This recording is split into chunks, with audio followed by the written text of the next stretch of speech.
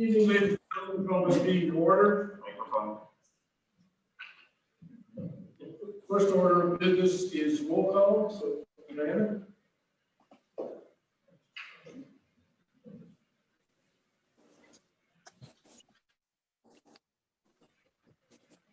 Your worship, I confirm that Mayor David Nell, Deputy Mayor Don Gier, Councilor Mark Widner, Councilor Scott Lewis, Councilor Chester Polinsky, CAO Clerk Michelle Cassidy Summers, IT Manager Cecil Coxon, Director of Physical Services Max Wheatland are in attendance in the council chamber. For those participating by video conference, please answer present when your name is called. Councilor Cerna. Present. Councilor Moore. Present. Director of Fire and Emergency Services, Brent Smith. Present. Director of Financial Services, Aruko Haley. Present. Thank you. Disclosure of beginner interest in general election thereof. Mark. Thank you, Mr. Mayor. I'll promote B3 and B2. Microphone. Want me to like it? Okay, thank you, Mark. So noted. The minutes from October 15th, was there any errors or omissions? We have moved and second, both members. I'll move. Move. Moved by Lewis, second by Cerna, all in favor. Carried.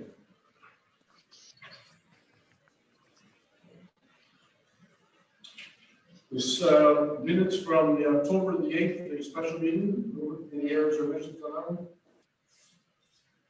Move and second, both members.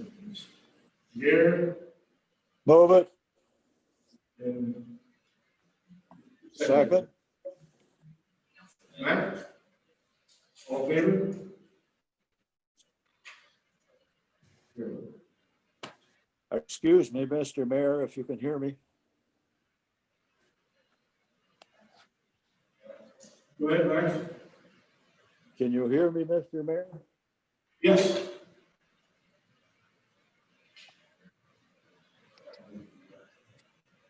Are you all right, Max?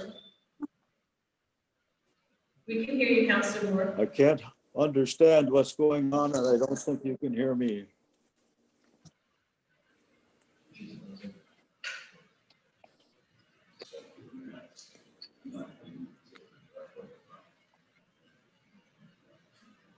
Can you hear us now, Max?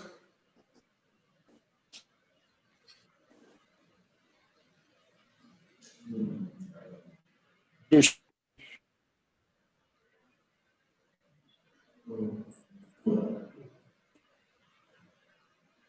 Sounds like your connection is not good, Max. Yeah, he keeps freezing.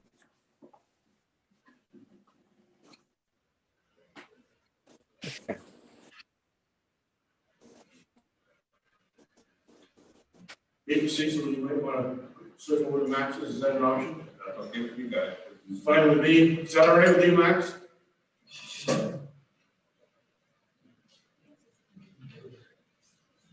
It's a volume, I can understand. I think we'll carry on in the interim. Cecil will fix the problem. Minutes from October 26th, was there any errors or omissions on that one?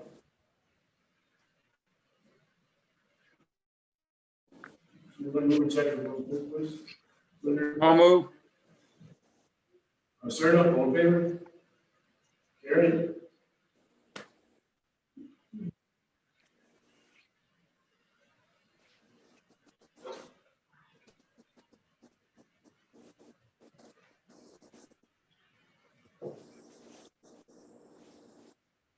Next, we have a municipal green. It's the Leonard Jones green. Andrew DeLazy. Andrew, you give us an update, please.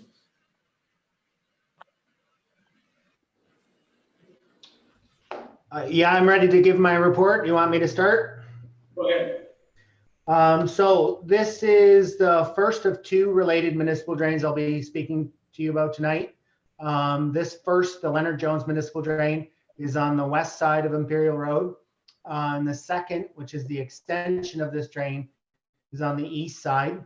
I'll speak primarily about the Leonard Jones Municipal Drain first. It is the result of a petition for drainage signed by Leonard Jones under Section 4 of the Drainage Act, and it's brought about by condition for consent. Basically, he completed 2 severances there on the west side of the road, and then this was a condition to complete those severances. The project is located on the west side of Imperial Road, south of Bradley Creek Line, north of Conservation Line. Got the drainage guy on there now. I can understand him. Could not get the others. Plenty low enough. Carry on. Yeah, the Lee Drain, which borders the southwest corner of the area required for drainage, is going to be the outlet for this new drain. It was reconstructed pursuant to a report by J.R. Spreet, December 29th, 2000, and again will serve as the outlet for this new drain. There was a Woodry Award drain dating back from 1908 that used to provide drainage for the area. However, in consultation with the drainage superintendent and some video inspection, we found that it wasn't suitable for an outlet and wasn't worthwhile to upgrade. So that new drain was constructed. The new drain will consist of 401.2 meters of 375 diameter drainage tile, 54.5 meters of 250 diameter, 3 manholes, and 4 catch basins in total. The cost of construction is going to be entirely borne by the developer, Mr. Leonard Jones. However, adjacent landowners who do benefit from the drain will have been assessed maintenance on the drain should it require any in the future. That's where we are with this part of the drain. Thank you, Randy. Is there anyone in the audience involved in this drain? Mr. Collins? Okay, well, actually, come up to the mic in the center. You want to speak to it?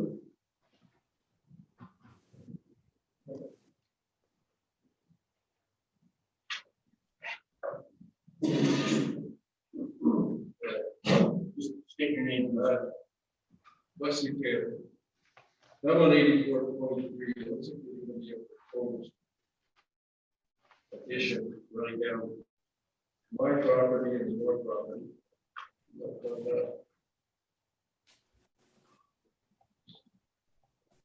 It appeared, I don't know if you guys can see it, but it looked like there was a proposal between mine and north property between mine.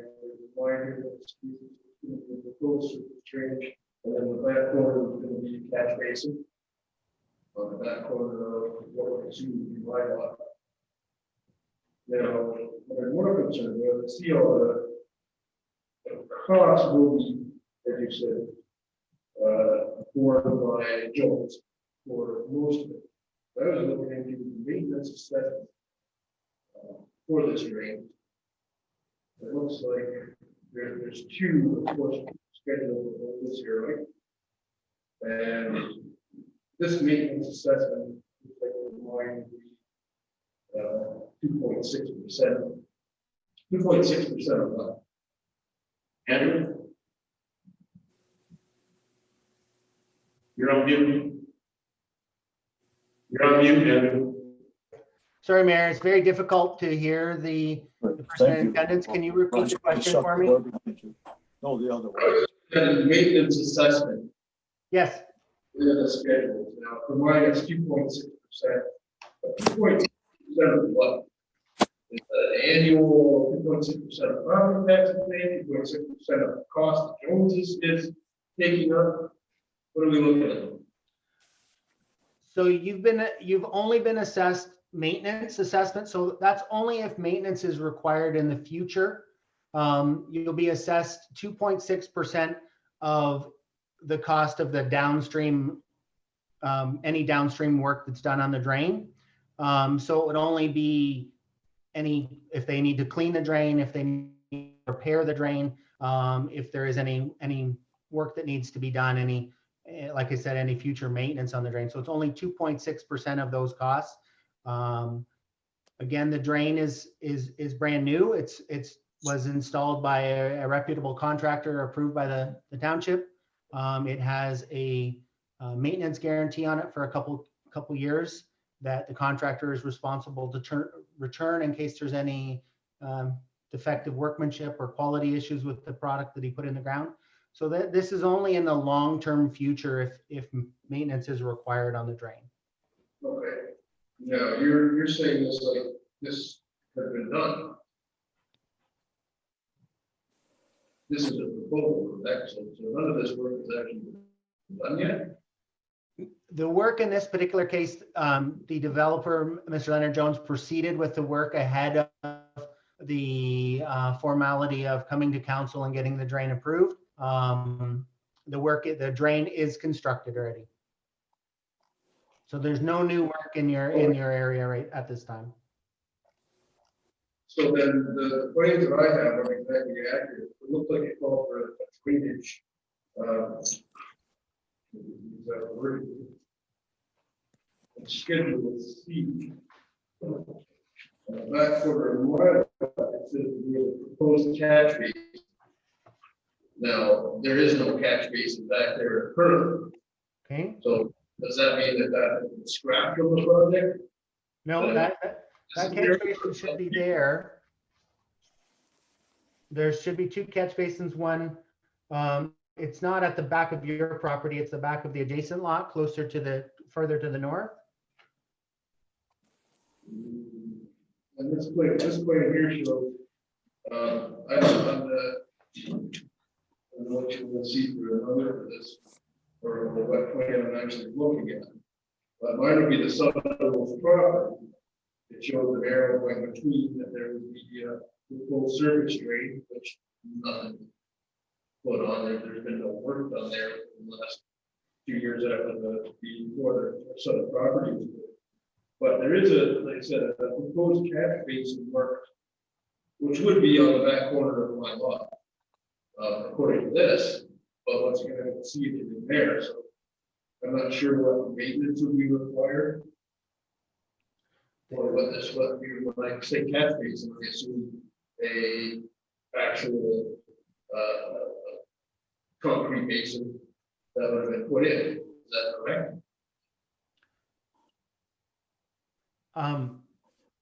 The only catch basin, there isn't a catch basin located on your property. The catch basin is located on the new lot, on the northwest corner of the new lot. And then there's another one located on the southwest corner of the new lot that there isn't a home constructed on yet, but I believe there is a plan to put one on there. There's a swale that's shown along the back that will provide some drainage from your lot, but there is not a proposed catch basin on your lot. Are we looking at the same thing then? I would be part of Canada. I'm not sure. It's kind of difficult for me to see what you're looking at. I can offer to meet with you after. We can arrange a time where we could maybe meet on site and we could go over your concerns so that we can satisfy your concerns about drainage and what parts will be what parts you'll be responsible for. As there are no structures proposed on your property, there will be no maintenance that you have to do. The township will look after all maintenance of all of the drain anyways. Is there any post-construction going forward? Or has it been completed ahead of the approval of the community? No, the post-construction report will follow. That goes to the drainage superintendent. Yes, I definitely just like to have a few minutes. That's all. Just with the wall, I know it doesn't impact me. Still like that. So Andrew, you can make arrangements with this gentleman before and iron all the positions. We can make arrangements to meet, and I can go over things with him for sure, so that he understands how the drainage is to work and where the structures are located. I definitely can do that. Okay, thank you. That's, are your contact information? If you can provide it to the township, I do have it, but just so give me a cell phone and that, and then I can give you a call, or I can text you at some point to set up a meeting. Sometime probably next week for sure we can meet. That's it. And I can meet later if you need to after hours. If you're working during the day, I can arrange to meet you in the evening or something like that. Okay, I'll leave my number with letter contact information. Yeah, thank you. Thank you, sir. Is there someone else that had comments on the screen? No? Any comments from council on the screen? Okay, Andrew, can you explain the next steps, please? Yes. The next steps, if approved by council this evening, we'll move to the record of revision, which allows those assessed on the drain to voice any concerns or make any changes to their assessments. As the drain is already constructed, it will not be going out for tender, and that process won't need to happen because it's already done. Thank you, Andrew. Okay, I need mover and seconder that the engineer's report for Leonard Jones Drain is prepared by CJDL Consulting Engineers dated September 21st, 2020, be accepted. Bylaw number 20-67 being a bylaw to provide for the Leonard Jones Drain works to be read a first and second time and provisionally adopted. Second, please. Move it. Moved by Moore, second by Zelinski, all in favor? Motion carried.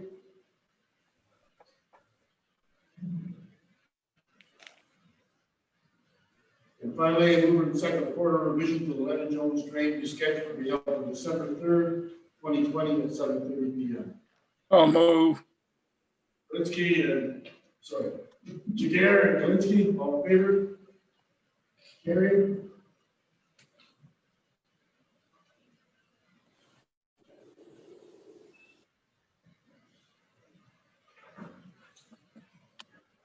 Okay, enter the second one, please.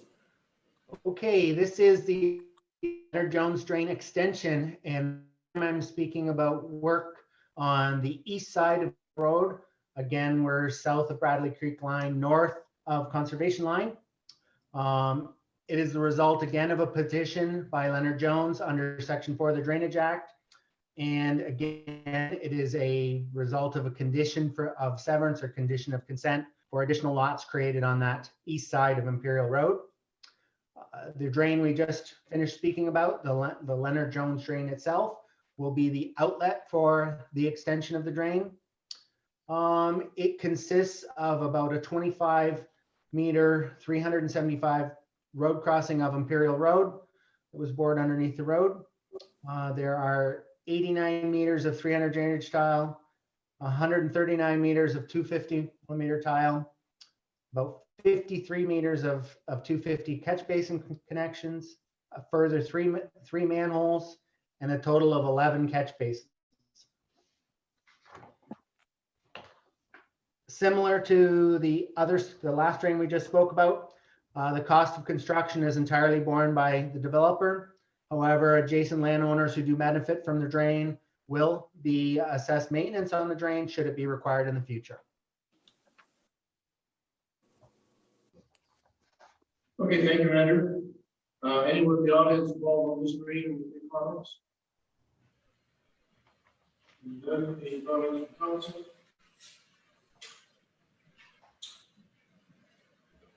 And once again, Andrew, can you explain the balance of the process?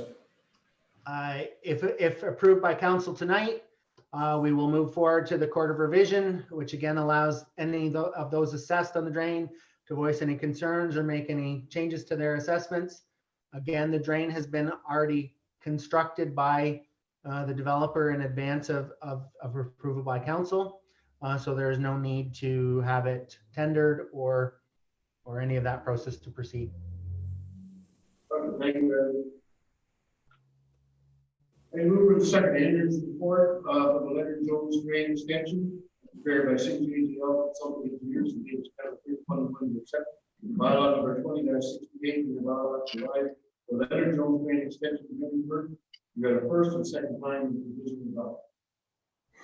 Second, I'll move.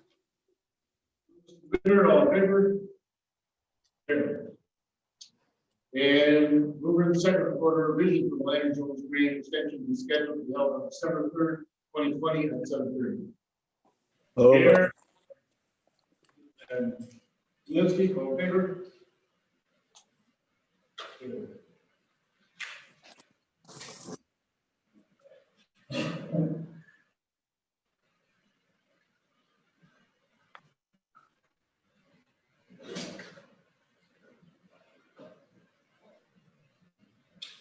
Okay, John Michael, this is on the Shadley Drain. Can you give us an outline, please? Sure. This is the quarter revision for the Shively drain. So it deals with the costs. The Shively drain tonight is simply the extension of two branches, branches number 1 and branches number 2 across Lions Line to give the people on the north side of the road an outlet. So each branch consists of 32 meters of pipe and a boring under the road. Just a minute. We do have a procedure here. I need a mover and second. The following council for Township of Malahide is hereby appoint the following members to sit on the quarter revision on the Shadley Drain branch 1 and 2. Mayor Dave Mel, Chair, Deputy Mayor Dominic Jagger, and Councilor Max Moore. Mover and second. I'll move. Serna and Lewis, all in favor? Okay, sorry, John Michael, go ahead. Oh, no problem. So tonight's meeting is the quarter revision, and it is involved in the extension of the W Shively drain. We're extending branches number 1 and number 2. Short time ago, they were constructed to the south side of Lions Line, and we're simply crossing the road and providing the people on the north side with outlets, tile outlets. So it's 32 meters of pipe on each branch and a boring under the county road in each location. And that's it. Okay, thank you, John Michael. And once again, we need mover and second the quarter revision for the W Shively Drain 1 and 2. We call order at 7:50. Dave Mel will be board chair. That's for the committee members. Move it. Moore and Jagger, all in favor? Gary?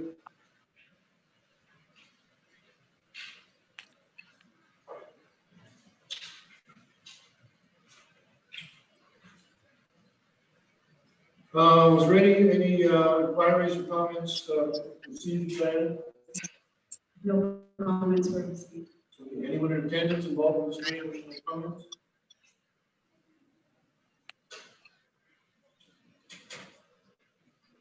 Any questions from the committee? Moving to second quarter revision for the members of the Shadley Drain branch 1 and 2 to hereby accept the recommendations of drainage engineer John Street, Rich Associates, and further does hereby confirm the drainage assessment as outlined in the report of the drainage engineer dated September 3rd, 2020. Jagger and Moore, all in favor? Yes.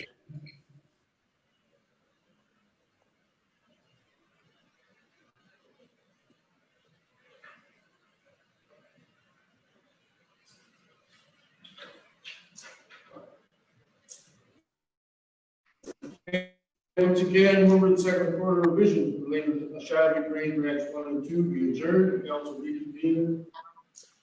7:53. The secretary. Lewis, Lindsay, all in favor?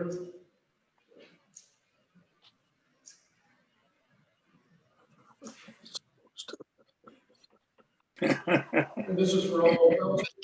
Moving the second, the candidate for the Shadley Drain branch 1 and 2 be awarded to Van York Drainage in the amount of $3,050, exclusive of HSD, subject to the expiration of all appeal periods and subject to no appeals that will be received related to Shadley Drain branch 1 and 2. I'll move. Lewis and Serna, all in favor? Yes. Carried.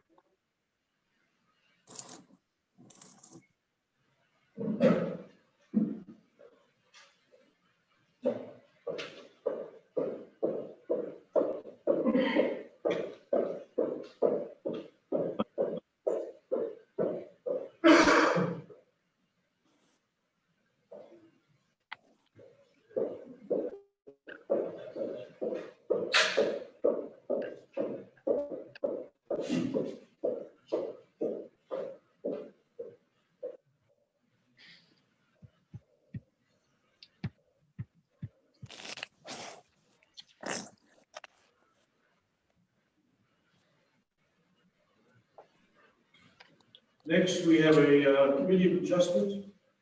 This is from the zoning application of Thomas and Suzanne Pettit. Lot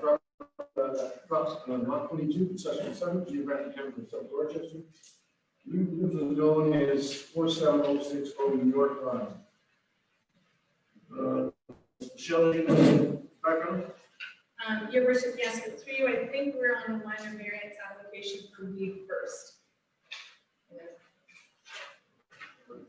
Okay, sorry. Mr. Reed is on the first one.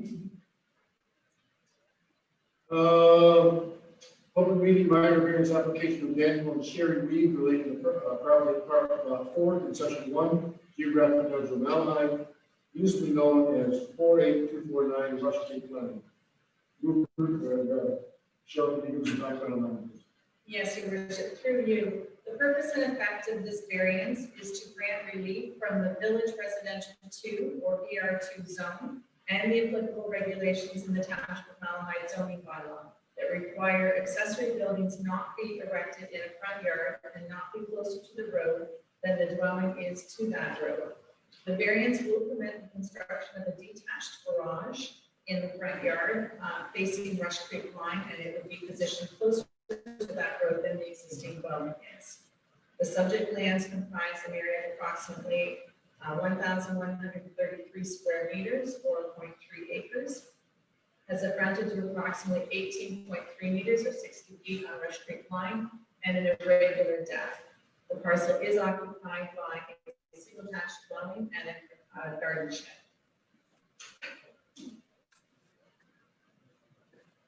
Just a minute, that is out of order. This is.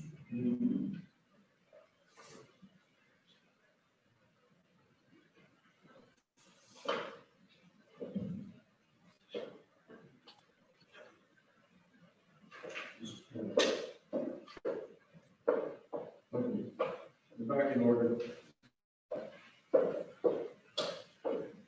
Okay, I move to check the committee of adjustment for Township of Malahide to call to order, 7:58. The mayor, Dave Mel, the appointed chair of the committee of adjustment. Move to second for that, please. Javier, Whitmer, all in favor? Yes.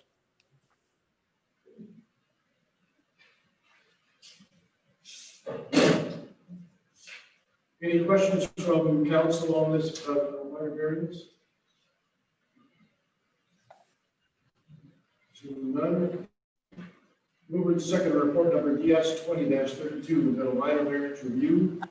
48249 Rush Creek Line was received, notwithstanding section 6.3.2 zoning bylaw number 18-22 states that accessory buildings do not be erected in the front yard and not closer to the road than the dwelling is to the road. Minor variance application of Daniel and Sherry Reed, rating property located at 48249 Rush Creek Line, to allow relief of the accessory building to be built in a front yard and close to the road and the dwelling is to the road to be granted. Move to the second, please. I'll move it.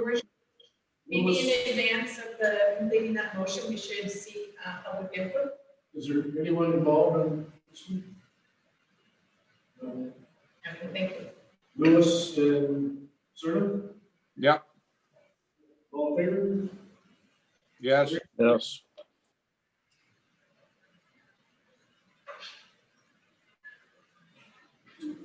And move to second, the committee of adjustment, Township of Malahide be adjourned, council reconvene. 7:59. Move to second.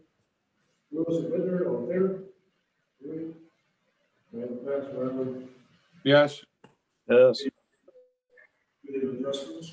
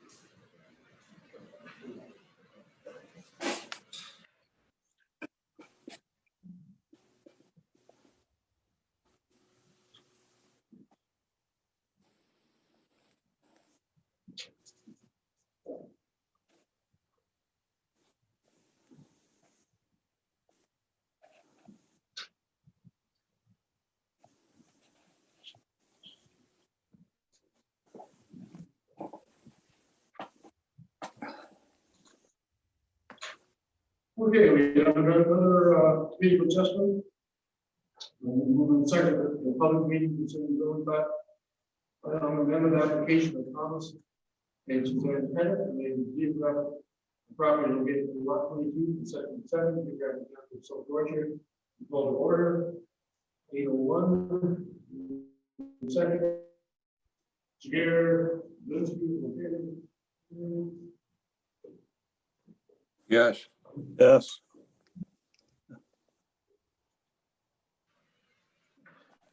First, this public meeting is to consider an application to change the zoning of an agricultural lot from special agriculture A2 zone to a site-specific special agriculture A2 zone plan. The name is Thomas and Suzanne Pettit, part lot 22, concession 7, geographic township of South Dorchester, being 47060, North London. Diana, can you advise and confirm the method dated notice, please? Through you, your worship, notice of the meeting was given in the prescribed manner by publication in the Elmer Express on October 14th and 21st. In addition, affected property owners within 120 meters were sent a notice by prepaid first-class mail posted 20 days prior to the meeting. Okay. Michelle, can you give us an overview? Yes, your worship, through you. The purpose of the proposed amendment is to change the zoning on an agricultural lot from the special agricultural A2 zone to a site-specific special agricultural A2 zone. The rezoning would permit the construction of a food processing plant, being a milk processing facility, to produce yogurt, kefir, cheese curd, and fluid milk, including an on-farm retail sale of these products. It would be operated and supported by an established dairy farm operation on the lands. The subject lands comprise an area of approximately 43.5 hectares or 107 acres, with a frontage of approximately 608 meters or 1,995 feet on York Line and a depth of approximately 715 meters or 2,346 feet. The existing buildings and structures include a single detached dwelling and several buildings and structures associated with the active dairy operation and lands under cultivation. The proposed milk processing facility would comprise a floor area of approximately 278.5 square meters and would be situated toward the westerly portion of the area that is currently occupied by the existing farm buildings and structures. Thank you. Is there anyone in the audience involved? Sir? And then Diana, was there any comment received from that agency? Your worship, Southwestern Public Health with no objection to the application as it currently stands, but requesting notification that amendments are made to the application. Anyone else have questions, Mark? Yes, thank you, Mr. Mayor, for the comments. Dennis approached me a while ago about what I want to do here. I support it fully. I'm trying to leave through the steps. I think we've got this point, which is great. So I fully support it. Anybody that needs some good news is this family, because they had the barn moved down at the beginning of the year, and I guess it kind of moved down again before it was reconstructed. So I'm going to panel back. I think this is a great thing for them. To secure future generations. So I think it's great. Okay, Mark. Any questions, comments? The minimum distance separation, since both buildings were in place, or the area was in place, at the same time, this center line that shows two close, I think we went through time. Joe? Through your worship, my understanding of the application as it stands is that it does meet all of the current MDS rules and regulations. Any other questions? Seeing none, we will recite a public meeting concerning zoning bylaw amendment application of Thomas and Suzanne Pettit related to property located in lot 22, section 7. Be adjourned, and council meeting at 8:05. Oh, Garrett, all in favor? Yes.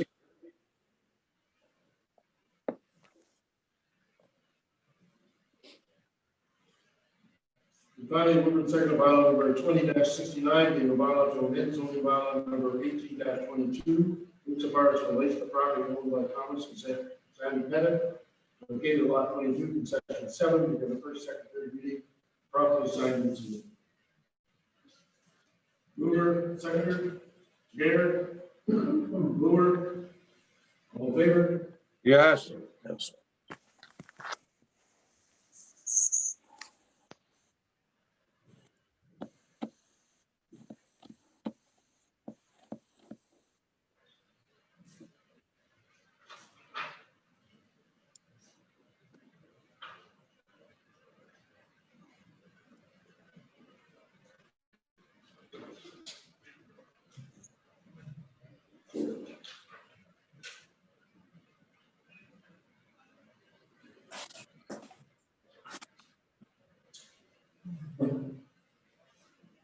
Next, we have a public meeting on the official plan amendment, so I need a mover, seconder, public meeting concerning the official plan amendment, zoning bylaw amendment application 111944 in Cherry Lane. Creative enterprises related to property located at lot 24, concession 3. We call to order. 807, you can seconder. I'll move it. Serna and Linsky, all in favor? Yes.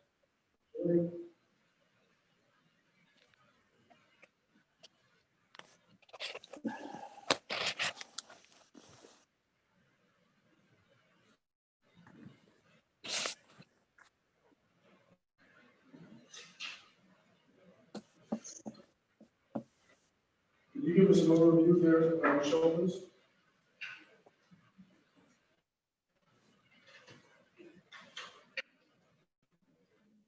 Sorry, I need Diana. Diana, can you advise that the method and date moves? Through you, your worship, notice that the meeting was given in the prescribed manner by publication in the Elmer Express on October 14th and the 21st. In addition, affected property owners within 120 meters were sent a notice by prepaid first-class mail posted 20 days prior to the meeting. Okay. Michelle, can you give us an overview of the application? Yes, your worship, through you. The subject lands comprise in total an area of approximately 6.2 hectares, a frontage of 216 meters on Fulton Line, and a depth of approximately 243 meters.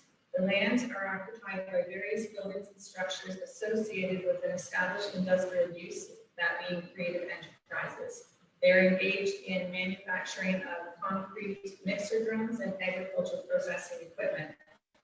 The owners are proposing to construct a new manufacturing building and related open storage on a parcel of land that is to be added to the existing lot, as well as a new addition to the existing industrial building to increase its floor area to approximately 8,607 square meters. The proposed amendment to the official plan is to change the designation of the subject lands from agriculture to specific policy area.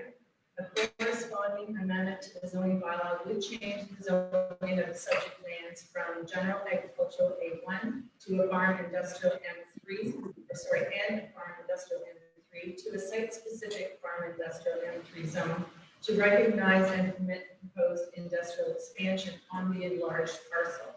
The proposed change in zoning would occur if and when the aforementioned enlargement of the existing operation is approved through the official plan amendment, and a consent has been granted by the County of Algon Land Division Committee to approve the enlarged lot. Thank you.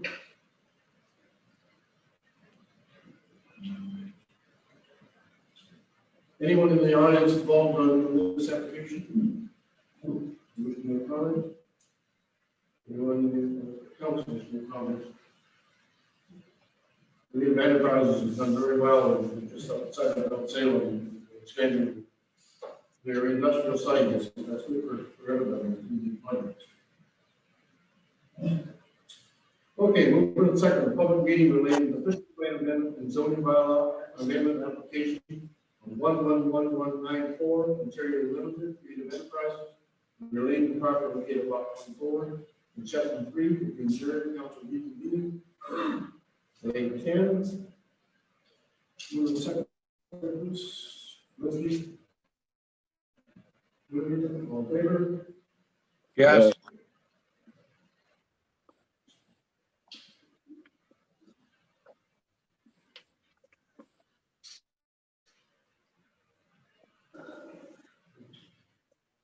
And move to the second of the memorandum of Monty Brown dated November 2nd, 2020, relating to official title amendment 111944 Ontario Limited for the Enterprise PC.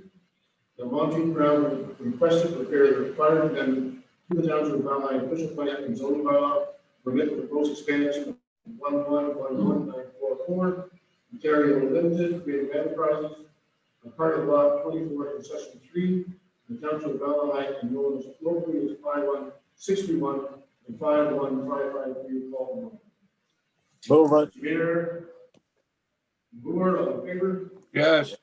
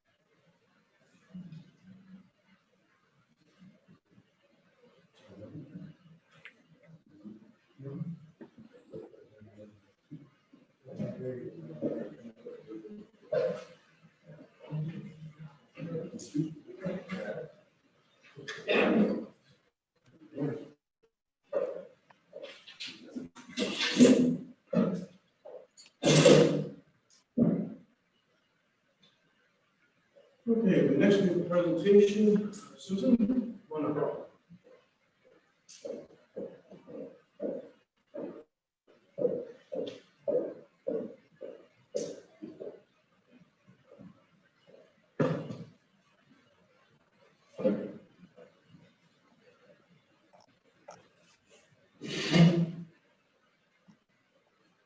Good evening, Mr. Mayor, Deputy Mayor, and Malahide Council members. The report of the Malahide Remuneration Review Committee is before you. Our committee members are in attendance this evening: Martin Galdi, Richard Vervillier, Kevin Morrell, and myself. Just a bit of background on the committee's work. We started back in the spring and had meetings scheduled, which consequently had to be canceled due to the pandemic. Since then, we've met virtually to discuss and deliberate on our mandate, which was to produce an independent report with recommendations for the level of total compensation for Malahide Council. To achieve this, we looked at a number of factors: past salary increases or lack of, comparisons to other municipalities, feedback from council itself, which we very much appreciate, regarding time commitments, etc. A number of important considerations from our deliberations emerged. I'll make note of a couple. The roles of mayor, deputy mayor, and councillors have become more complex and increasingly time-consuming, due in part to the availability of means of communication. You can be on duty 24/7. At the same time, as Malahide taxpayers, we recognize that compensation needs to be fair, but fiscally responsible. Also to note, after discussions and deliberations about various factors as previously described, when it came time to make recommendations, committee members did that independently from one another, and then came back to the table with our own ideas, which we put together ultimately as this report. And as you can see, our report recommends annual salary increases for mayor, deputy mayor, and council members for 2020. Inflationary increases built in going forward, effective January 2021. Slight increases to mileage rates, annual mileage allowances, and the per diem rate for workshops and conferences. And additional increases for council members to come into effect after the fall of 2022. I'd like to take this opportunity to thank the other committee members and Malahide staff who have assisted in this process. It's been a pleasure working with all of you. My apologies. Susan, could you please come closer to the mic? It's hard to hear you. Is your mic on too? I think so. It's on. Maybe just a little closer. The people on the video aren't. Do you want me to go through the whole report again? No. So, We've got a written copy, so. okay, so we are open to any questions and thank you. Well, thank you, Susan, for, on behalf of council, for the diligent work you and your crew have done on this. I know it took a lot of time and COVID just added to that inconvenience, but we certainly want to express our appreciation for all the work you've done. So I'll open it up to council. Is any questions for Susan or the committee? I just have a comment, your mayor. Go ahead, Rick.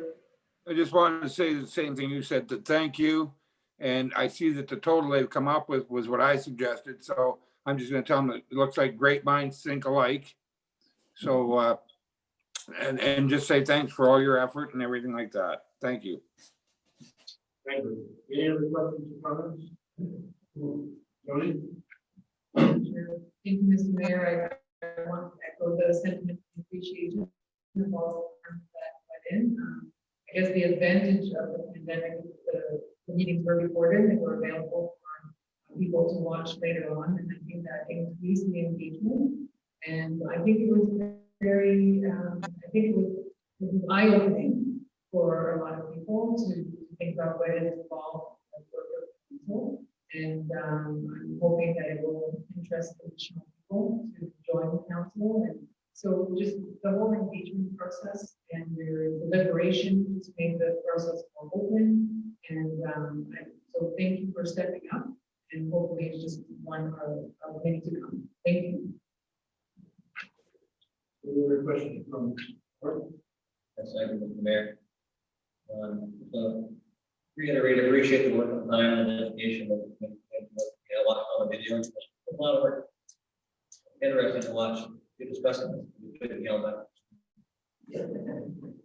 That one question I've already asked you. The comparative you got, I'm surprised Central Alabama is not provided in the next area here at the neighbor, but maybe that's the north from Central Alabama. They're way above us in some aspects. Right, and yes, we did have quite a variety of comparators that we looked at. Some were fairly nearby, fairly close by, such as Spain. Others were further afield, and there was also quite a range in different sizes and scope. I found it really difficult. It isn't apples to apples. There's so much variation in not just in the municipal size, but perhaps how some of the compensation was, because some of them perhaps included meeting times, others did not. It was a difficult, I will say for myself, it was a difficult process to compare. As for Central Valley, I can't really speak to that. We did not have that on the comparator, that's correct. So, and what we found is that Malahide was sort of in the mix quite well. We certainly weren't at the low end, and we certainly weren't. I don't know if that really answers your question, but that's kind of how we went with the comparison. And I don't know if any of the other committee members have anything to Okay, thank you very much. Time on it. that perhaps doesn't really answer your question, but no, we did actually compare to. I will say. Okay, then. Any other questions or comments from? No. Moving second, a presentation of Susan Morel on behalf of Council Liberation Review Committee regarding the final report and recommendations of the late the council remuneration review committee received. Moving second. Move it. Those in favor? Carried. Yep. And moving to second report of council remuneration. That a proposed council remuneration on the 2022 be received. And it was quite a lengthy, as you can see in our minutes, is a lot of information. Moving second. Bruce, Mayor, Yes. Yes.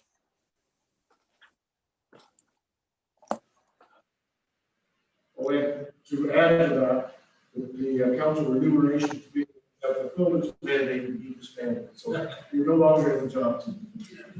But thank you so much for all the work you've done.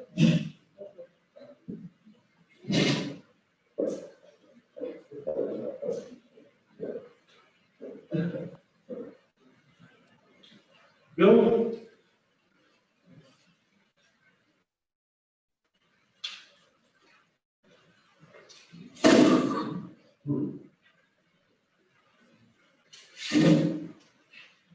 Thank you, council and staff.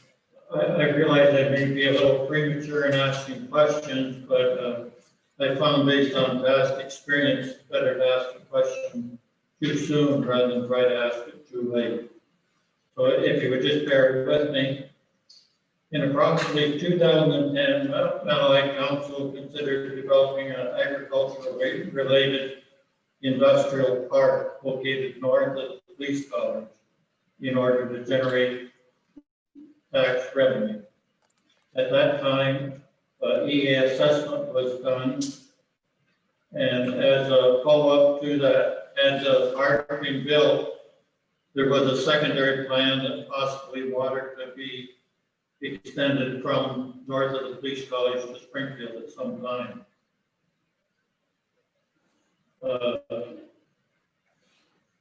The council did not develop this park, but now 10 years later, after considering building a water pipeline to Springfield for the purpose of tax revenue generation for the benefit of all Malahide, Springfield, I just want to note that Springfield current residents do have an adequate, good quality supply of water. I support council's initiative to develop a broader tax base, but wonder if expansion of tax base might be accomplished cheaper by developing hamlets that are closer to the existing pipeline. And before spending any money, council and ratepayers need more information. I was surprised that this revenue generation was focusing on residential growth primarily, because in the past we have always been told that the reason that residential taxes are higher in Malahide is because we don't have the industrial and commercial base. So I would have thought that we would have been tackling that a little bit. In the report, it states that no anticipated tax burden for taxpayers outside the service area. Springfield residents, unfortunately, are part of the service area. And I think the questions as a resident of Springfield we need to know is connection of this to this pipeline going to be voluntary or mandatory? I know with the sewers it was mandatory, it was an option. And what I've been able to find out, I understood that potential funding from other governments would probably make it mandatory to do it. Both the staff report and the consultant report do not say whether it's mandatory, but they have estimated the revenue that would be generated from the residents hooking to the pipeline. So I think that has to be a known fact, but it's never been, it came forward. So what the people within Springfield would like to know, I'm sure, is it mandatory? Is there a cost? What is the cost to connect to this? And what is the annual cost going forward? Just, if I might, give you a little information that other than Councilor Moore, I think somebody might be surprised at. When sewers were installed in Springfield, it was accomplished by a major provincial federal funding with the balance of the money paid by the ratepayers of Springfield. Contrary to what I've heard said different times in the past, there was no contribution by anybody other than the people in Springfield. The rest of Malahide did not pay a cent towards the sewers in Springfield. The annual cost to the residents for the sewers since 2002 has increased by 334%.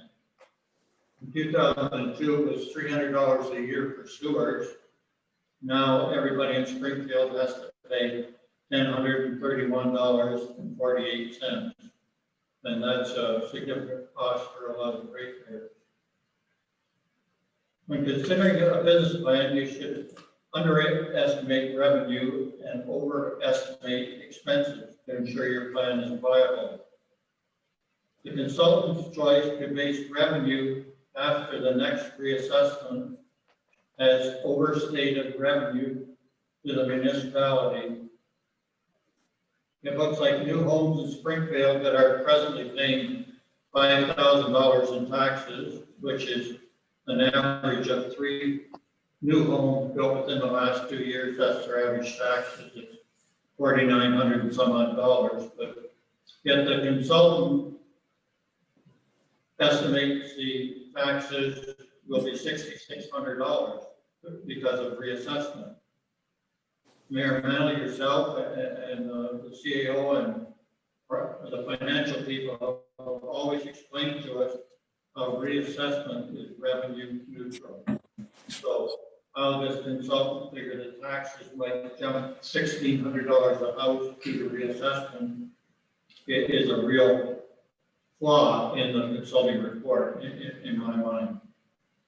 Regarding expenses, I haven't been able to find out the cost based on 15.4 million. What year is that costing? Is that 2019 or what? I'm wondering if we decided to build it in 2023, would it still be 15.4 or not? Not sure. The consultant in calculating the taxes chose to use the same mill rate as what we presently have, but if your assessment goes up, your mill rate goes down. They obviously didn't understand that, I guess, or chose to ignore it.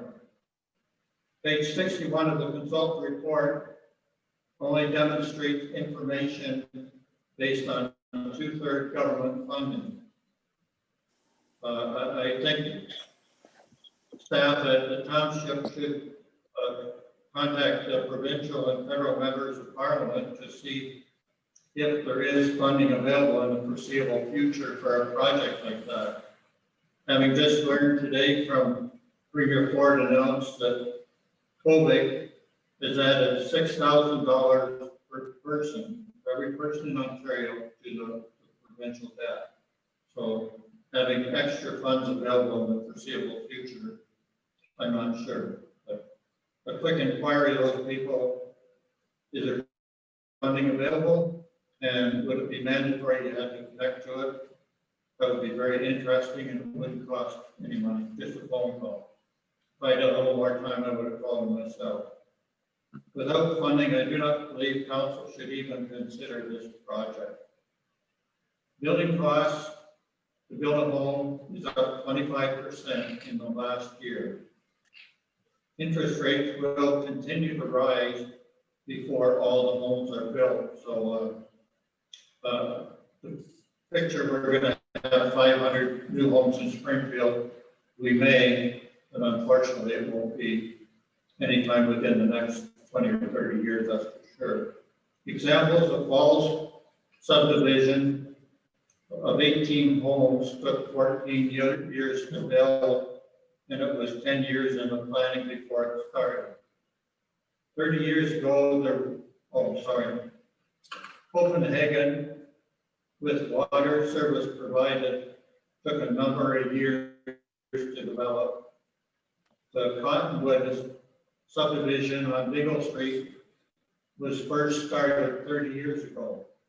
Now I understand that there has been a developer purchase it, and they may someday go ahead with it, but I'm sure with housing costs 25% up over last year, I don't think it's gonna start anytime soon. Another property that was planned for development was the hill on top of Fort Cruz, which 30 years ago they planned to develop, but I see none of that has happened to this point in time. And just to finalize the last example, in 2016, the council purchased a commercial property across from the police college, and 4 years later, we have a third occupied. So building takes a while. It doesn't happen real quick. The next step of council seems to be more consulting reports at an estimated cost of $50,000. I wonder, in like the survey they look for, the police might be something to consider them with the water as well. Council might consider at minimal cost to conduct a survey of my preference, only the current property owners in Springfield to see if they want, need, and can afford water.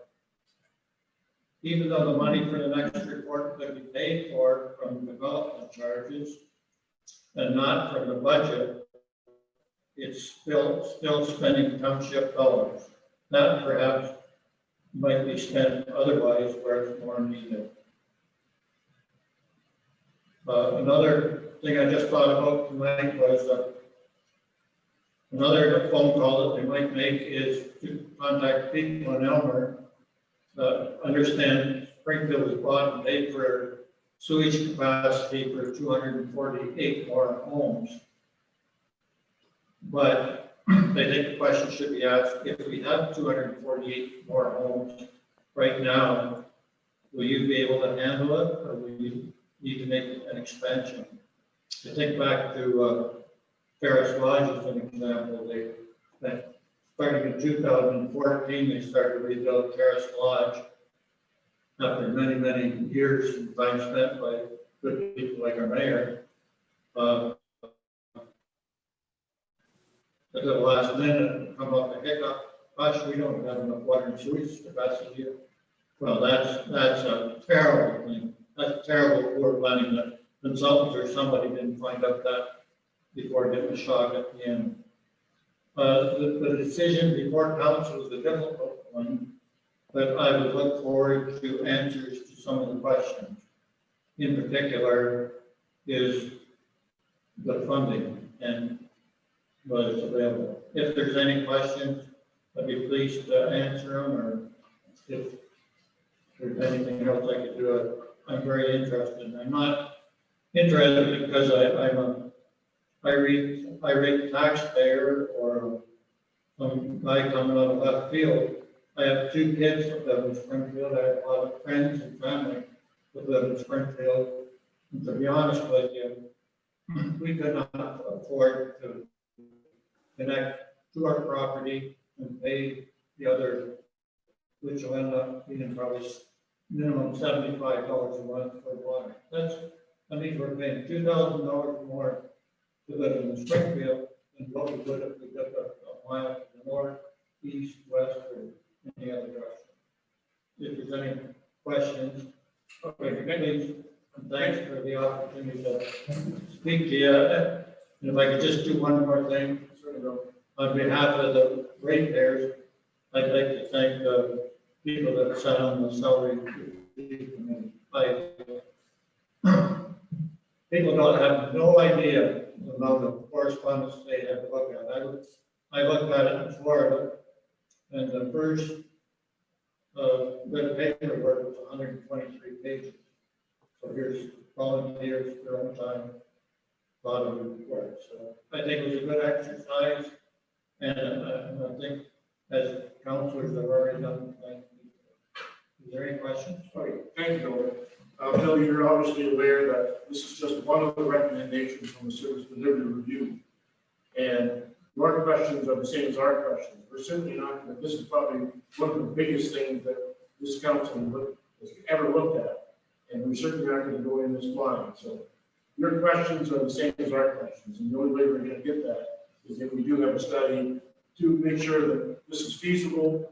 And obviously, if it's not affordable, we probably won't go ahead. Okay. Well, Michelle, do you have any other comments? Your worship, not a lot more than what you've already indicated. A lot of the questions, and I thank Mr. McIntyre for submitting a lot of the questions to me ahead of time to give staff an opportunity to look at them. But most of the questions are things that staff don't have answers to at this point, which is exactly why staff's recommendation later on in the agenda is to proceed with a more detailed study. The consultants that did the service delivery review looked at a very high level of data that they had access to. They certainly did not delve deeply into a number of the areas.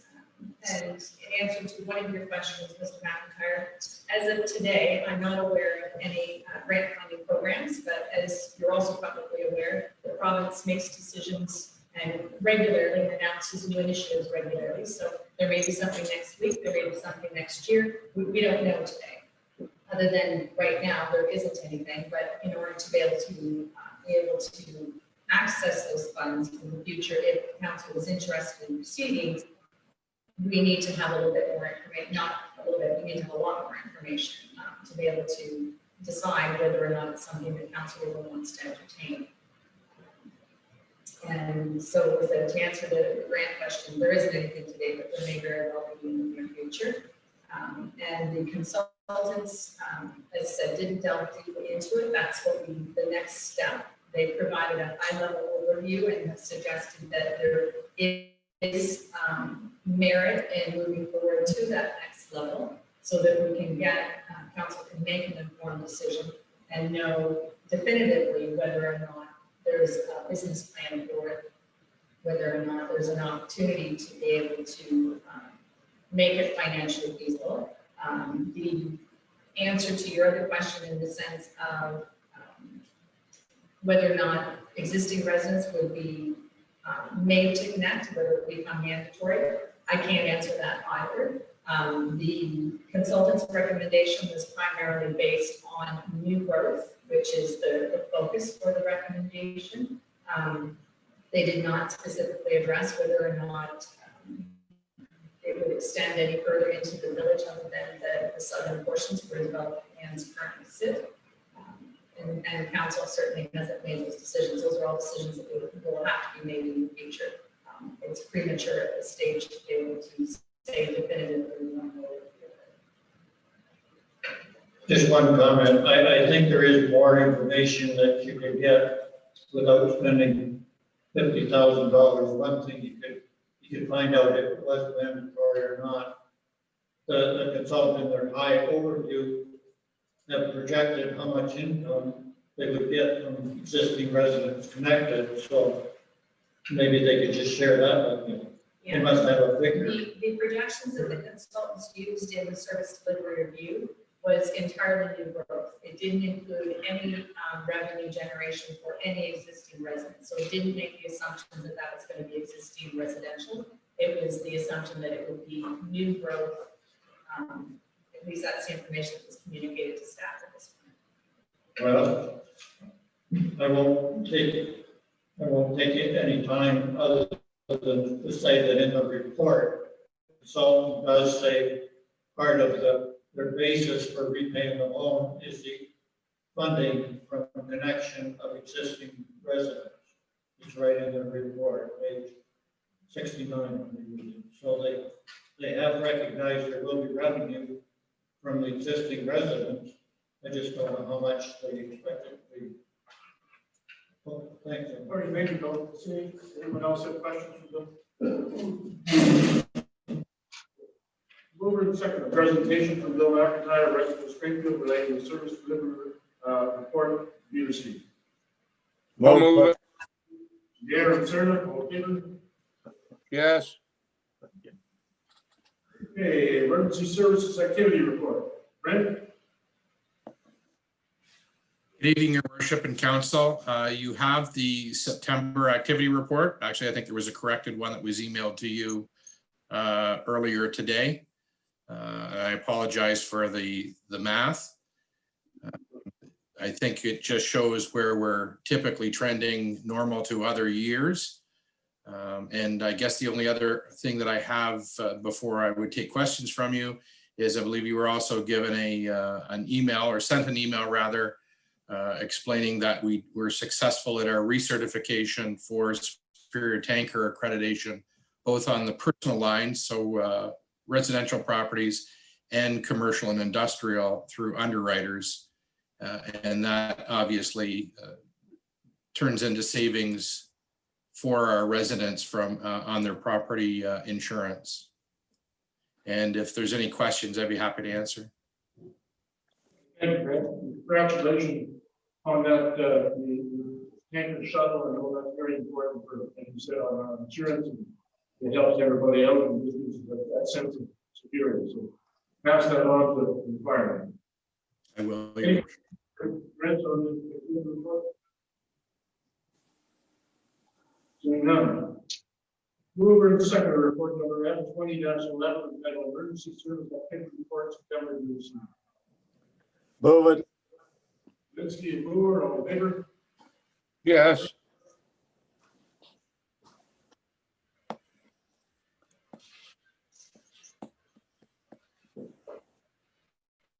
Good job, Brent. Thank you.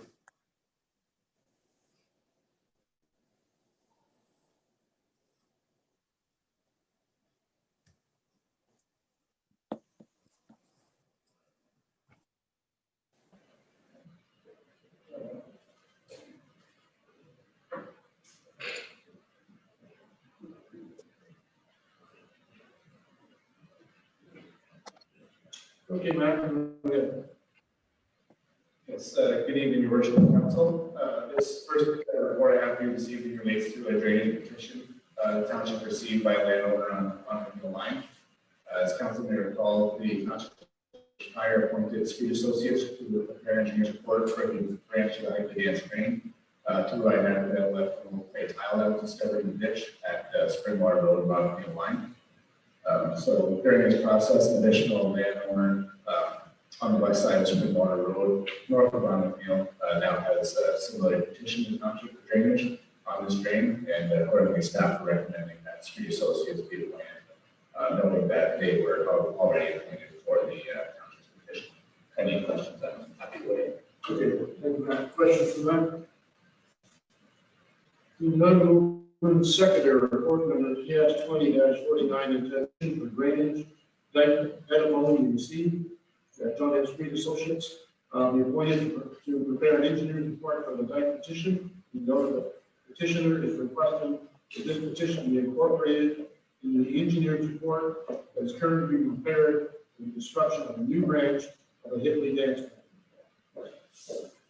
Lewis and Pierre, all in favor? Yes.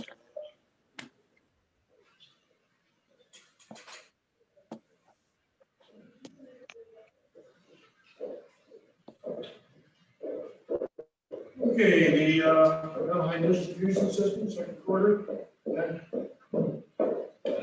Actually, we have water and wastewater manager, Sam Moncrief, superintendent's report this evening. Good evening. Good evening, Your Worship and members of council. As the council is aware, the township staff meet quarterly with Aqua to review operations and maintenance on the Malahide water system. Also to discuss life cycle and capital replacements, sampling results, and compliance. The first and second quarter 2020 operations report is enclosed with this staff report. All required regulatory samples were collected as noted in the report, and there were no compliance or exceedance issues during the first and second quarters of 2020.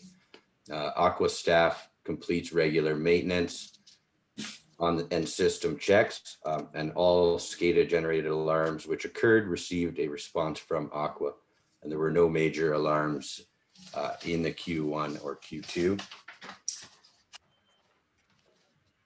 Any complaints that were noted in the Aqua report were reported to Malahide staff to resolve, and no quality concerns to the system were realized. I'd be happy to answer any questions you may have. Okay, thank you, Sam. Questions for Sam on the report? None. Moving to second report number PS 20-53 is the Malahide Water Distribution System 2020 first and second quarter operations. Be received. I'll move it. Steve and Sarah, all in favor?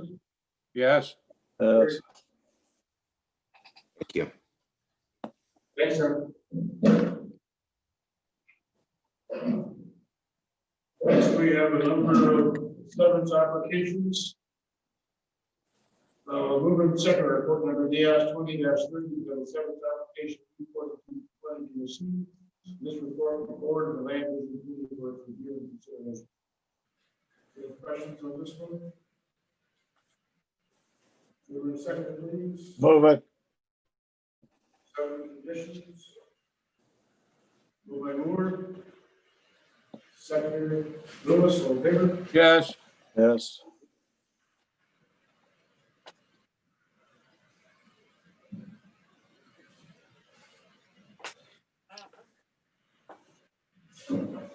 Next, we have another second application by Laura Solansky and Ben Grove, Red Line 7, concession 7. Any questions or comments on this one? Seeing none, moving to second report number DS 20-31, the seventh application for report 20 be received. This report before the land division committee for its review and consideration and the second condition. Moved by Linder, seconder, Gear, and Tudor. Yes. Gary? Yes.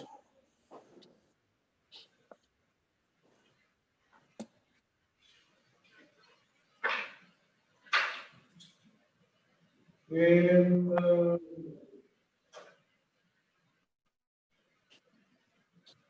Sue Liberty. Is Arun going to do that or? I know your worship, I'll present the report for this evening. Okay. The report is quite lengthy, so I don't propose to go through the entire thing, but there are a couple of areas that I would like to draw council's attention to before considering the staff recommendation.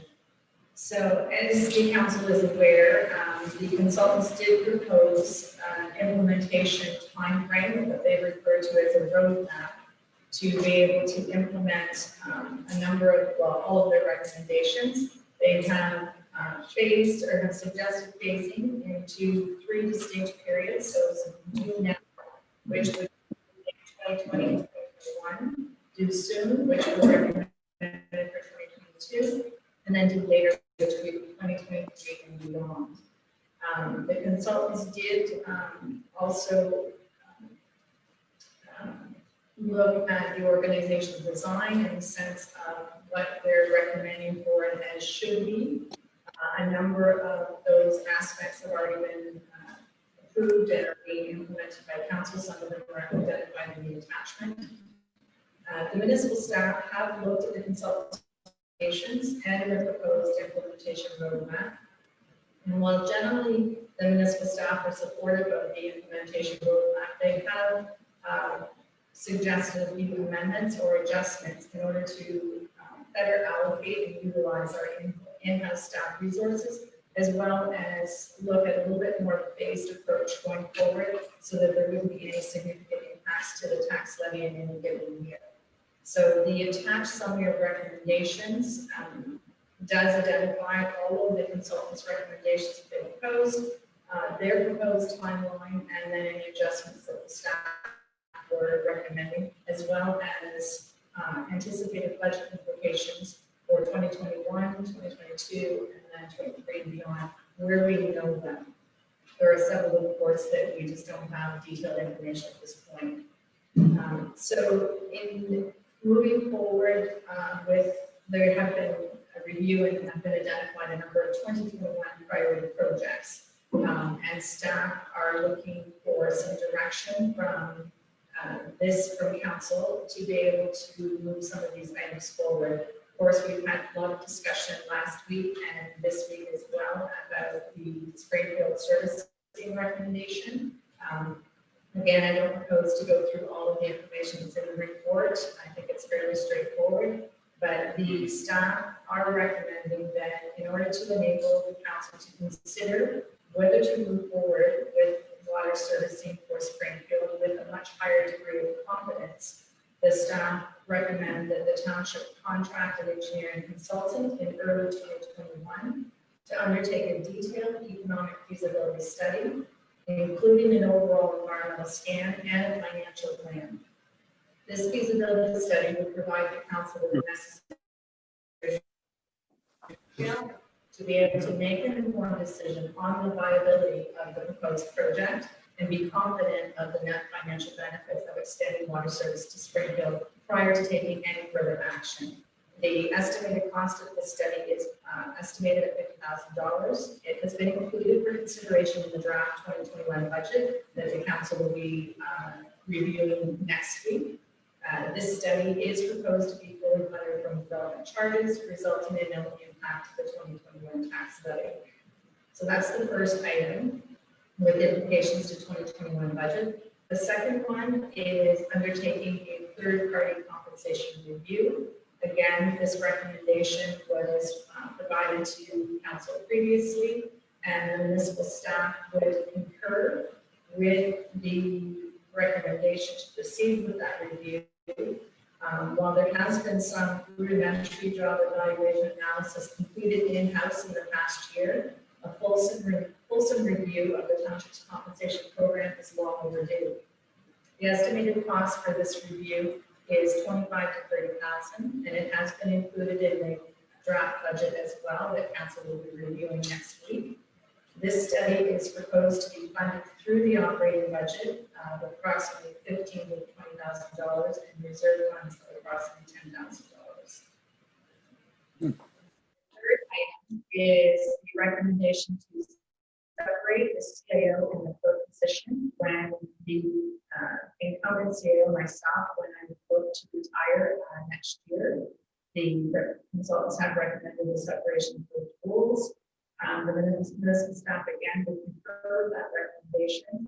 The estimated net additional annual cost to separate those roles is $20,000. This is due to a transitional cost in 2021 and 2022, while the organization structure will temporarily include both the clerk and deputy clerk.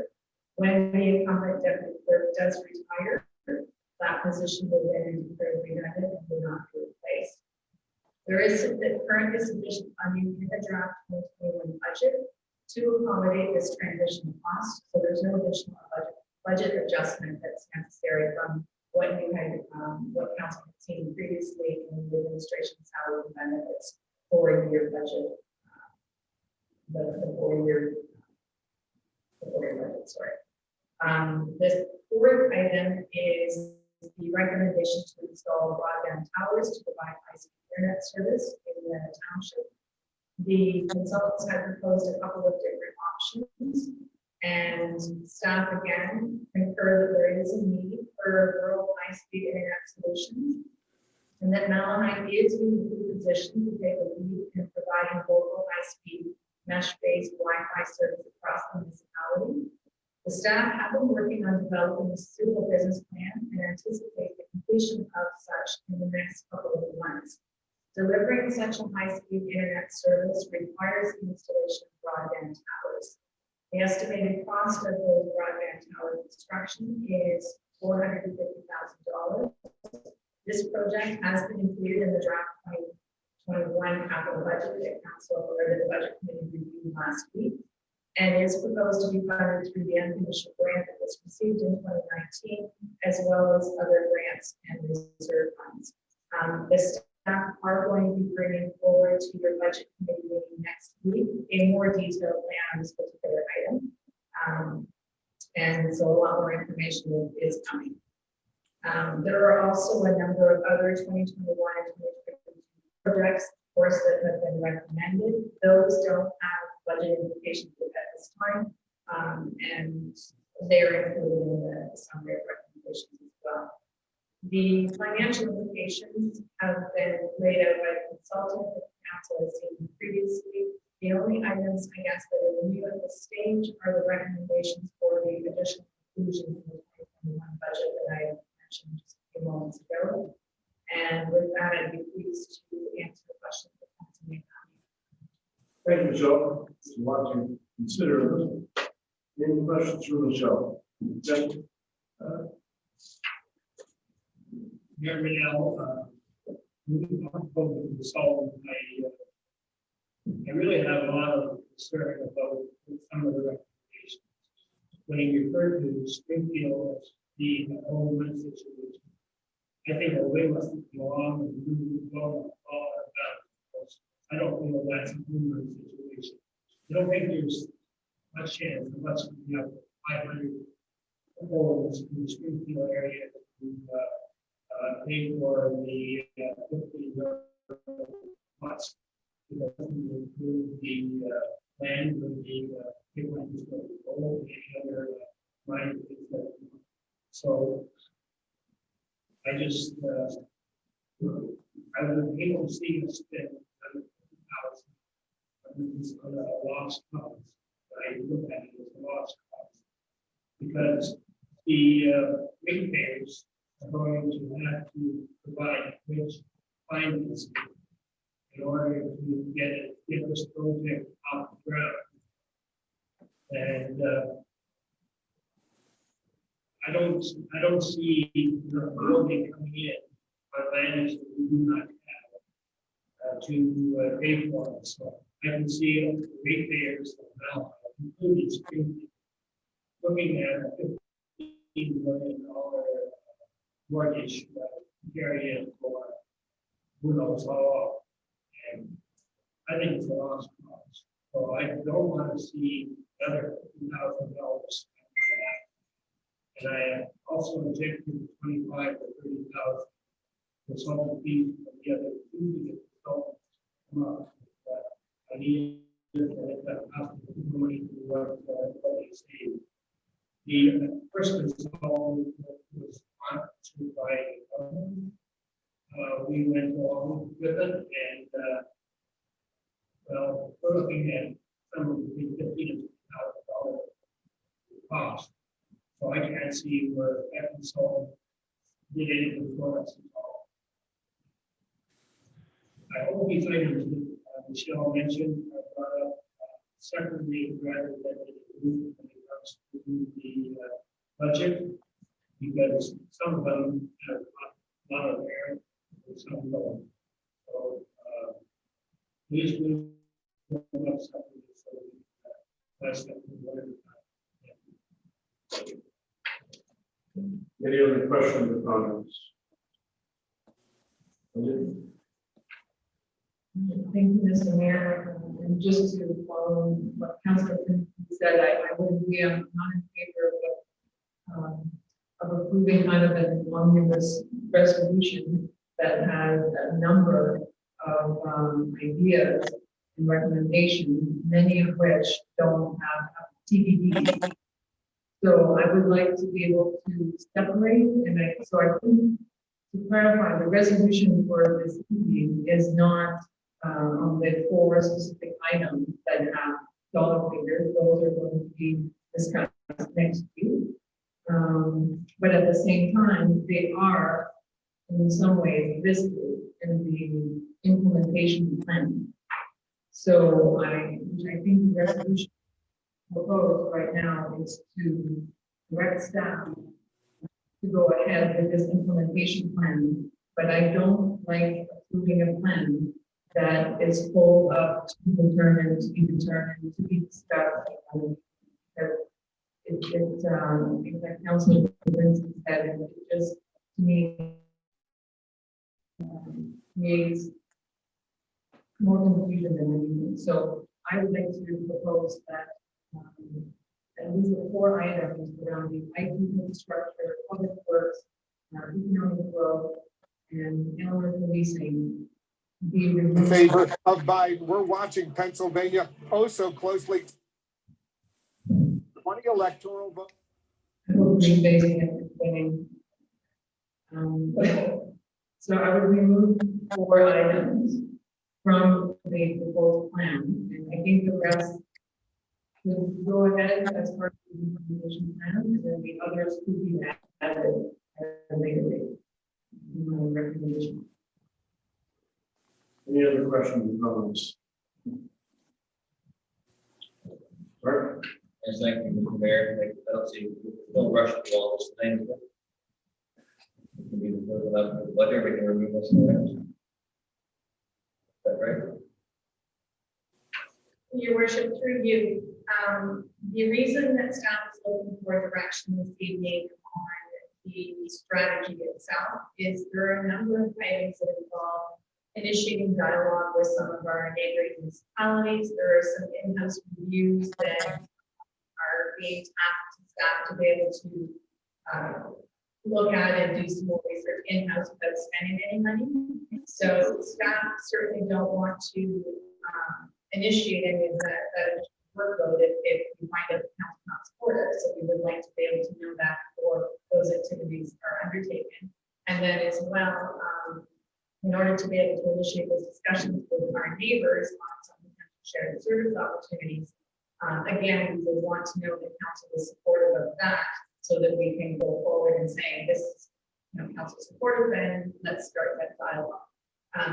If council is uncomfortable in making decisions this evening on any or all of them, absolutely we need to defer, but it just means that any discussions or dialogues or any other things that we do in-house without budget implications won't be able to see either.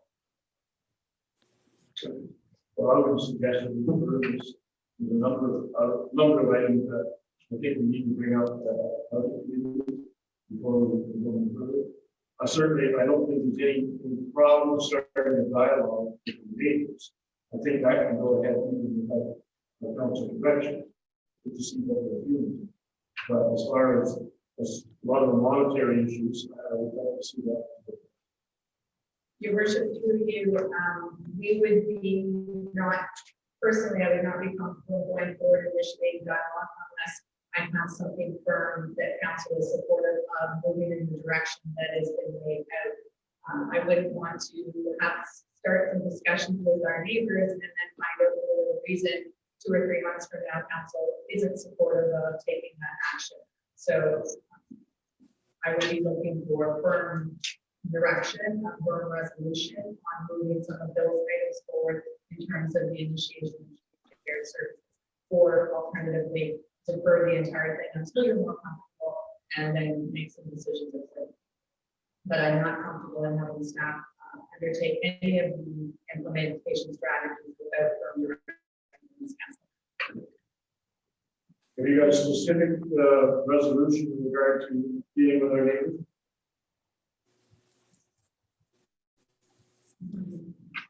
Go ahead, John.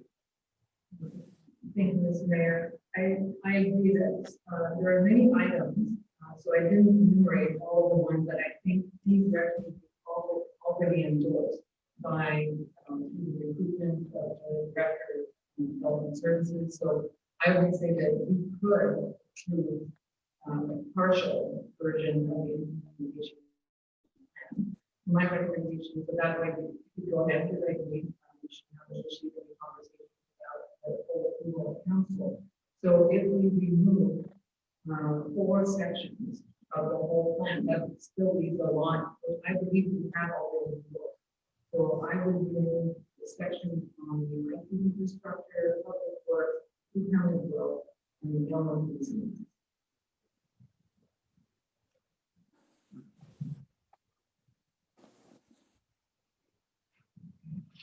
And I believe finally that that's only the implementation plan that we're approving. And so other costs like the compensation review, that can be decided. It's sort of embedded in this implementation plan, but that can be decided specifically as part of budget preparation.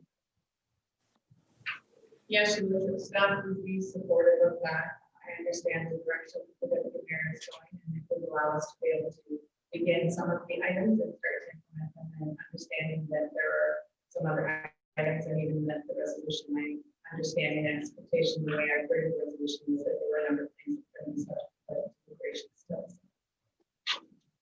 I don't have a specific recommendation for you, but I put it up and craft along the line.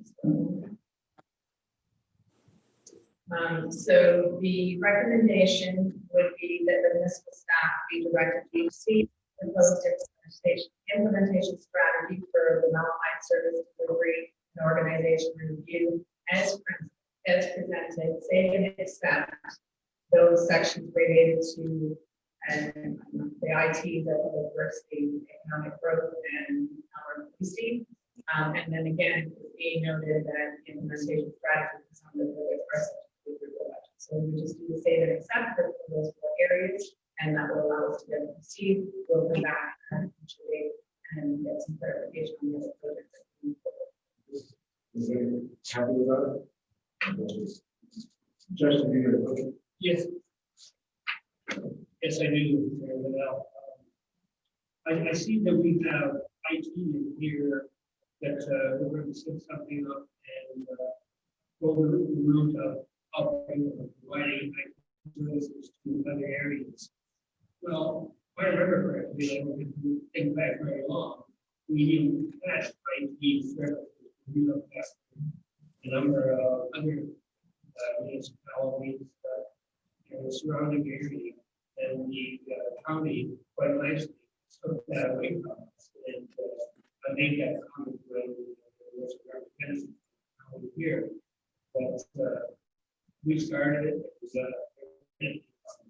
It's the same thing going to happen with this mesh-based Wi-Fi. We're going to go ahead and set it up, and then once it's going, the county will just take it over from us. And so I almost see that removed, but I was sure that another thing was removed. One other thing I would like to see removed is the going ahead with the consultants for the stream of water. That is removed. That is removed. That is removed. As well as the top. Well, that is As well as the top. Whatever. Okay.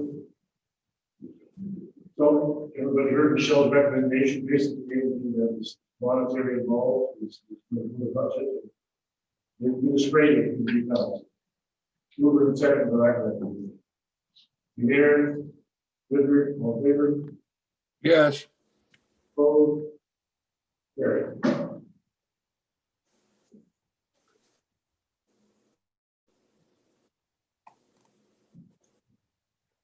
Okay, reports from committees and outside boards. We only have one, the Elder Police Constable, the ad hoc working group draft minutes.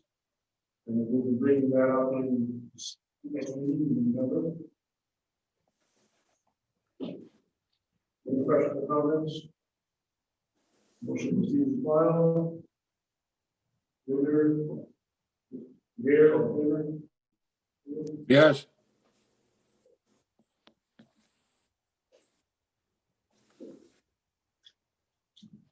Correspondence. What do you think of the correspondence? I have some Bible involved. I think there's a lot. We open the moment seven to come up. Anyone wish to make any questions or comments or support for any of these items? Yes, thank you, Mr. Mayor. I'd like to do 11, township for nothing. Or motion requesting problem consultancy in the operation. Currently, in fact, the industry also small board, being small board, that kind of stuff. We will actually go to snowboard trail really early. I think it's important to keep coming up right there again. So. Any other questions? Comments? Okay, we move over to the seconder that the following correspondence related to file support for 11 and receive the file. Whitmer, Linsky, all in favor?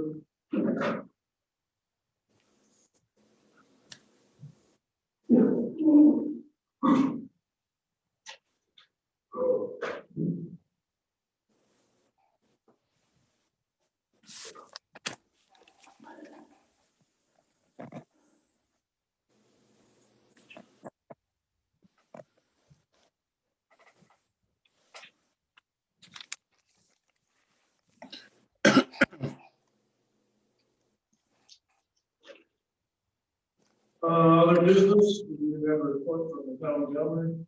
This is regarding the community complex and good quarter operating updates. Your worship, if I may add, this same report was considered by the town of Elmer Council on Monday evening, and they did support the recommendations. So if this council is supportive of the recommendations, well, then that would give the Elmer staff direction.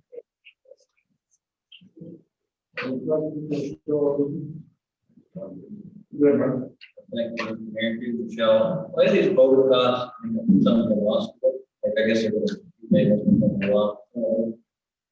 Yes, so at the end of the year, there is going to be a deficit position greater than what we're anticipating for the Southern Community Complex. And yes, the money that we received from the province related to offset some of our building costs can be used to offset those. And again, because it's co-owned, now will be absorbing half of it. They will use their COVID money for their half of it if that's what they choose to do. We have the treasurer has already included that in her draft for the financial position for the With all that. Thank you. Any other questions or comments? Then move to the second report number from the Elmer CAO 80-20 entitled EDCC third quarter operating update COVID-19 impact received.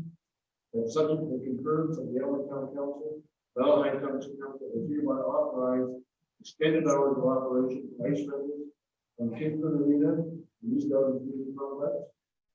That subject to concurrence of the Elmer County Council, Valley Township Council is hereby authorized the East Lake ice surface to be installed at the ECC in January 2021, provided the current pandemic environment is stable on. Seconder, Whitner, I'll second it. Sirdike, all in favor? Yes. Carried.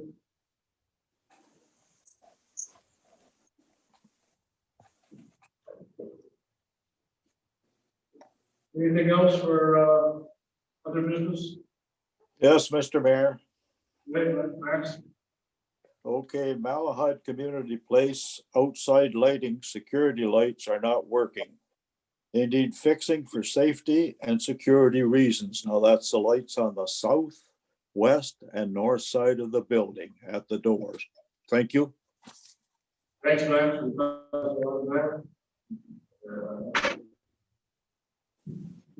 I have something, Mr. Mayor. Right.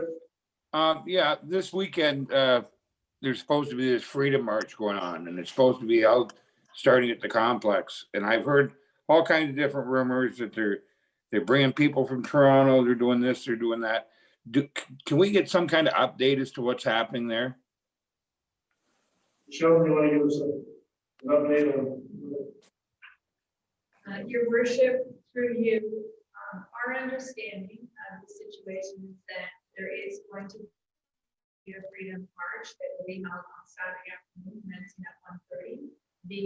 Our understanding is that the route that is proposed is beginning at the parking lot of the East Elmer Community Complex, traveling easterly along Talbot Street to King Street, then south on the block to Sydenham, and then along Sydenham to end the march at the Elmer Band Shop property.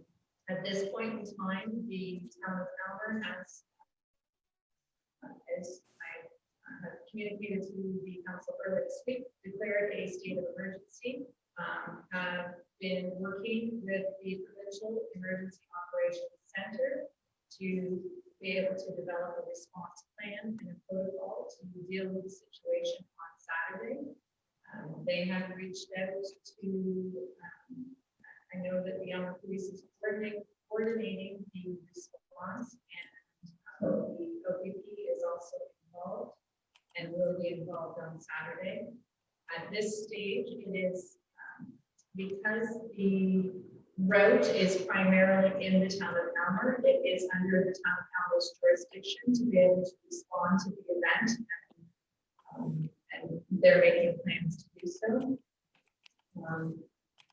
The mayor did issue a message to our residents, because I do understand that there have been a number of council members that have been getting inquiries and questions. And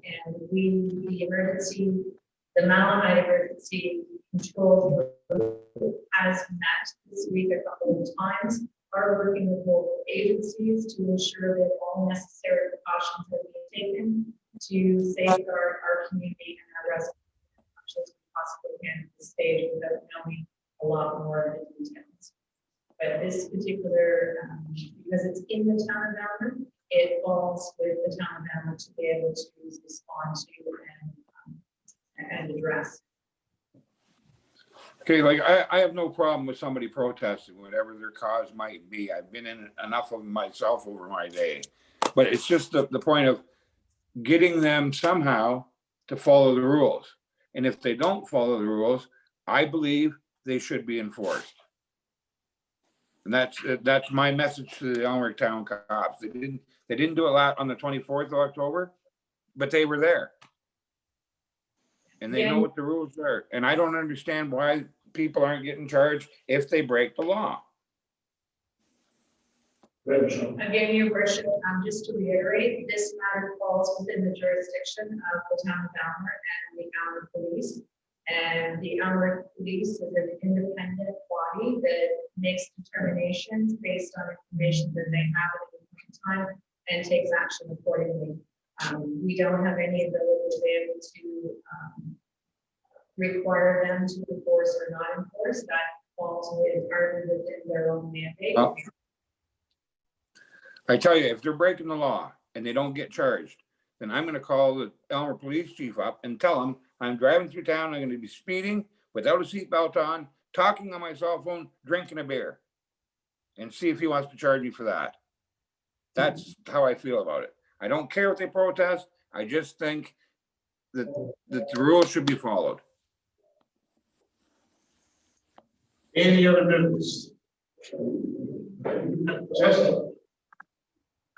I have a question about the light at Mount Salem. That's what I was going to ask earlier. What time are they supposed to come on? You know, the school one.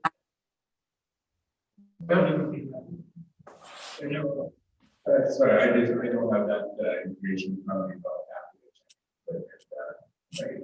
It's not right there. I don't know. I may work with Flash. So maybe a more.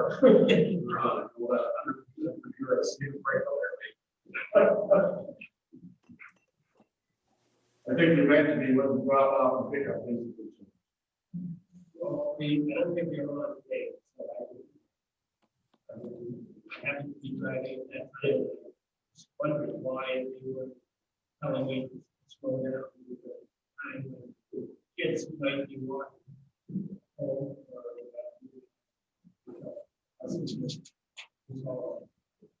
Anytime I've been through, they've not operating, seem to be really well. Any other business? Okay, I need a mover and second. The council will move into closed session.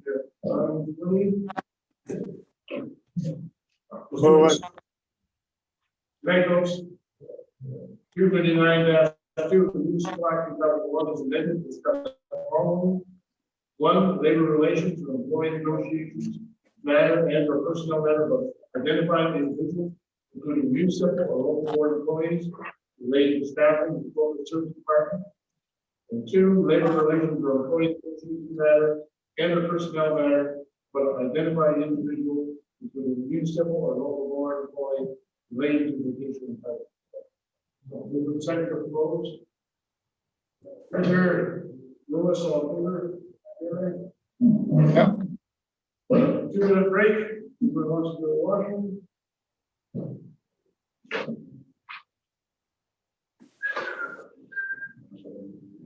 Number 20-71, we are confirmatory dialogue. We have the first, second, third reading, properly signed and sued. Move it. Lewis and Brewer, all in favor? Yes.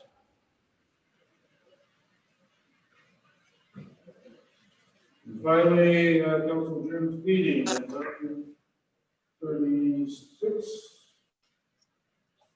Meet again on November 19th at 7:30. Linsky and Linder,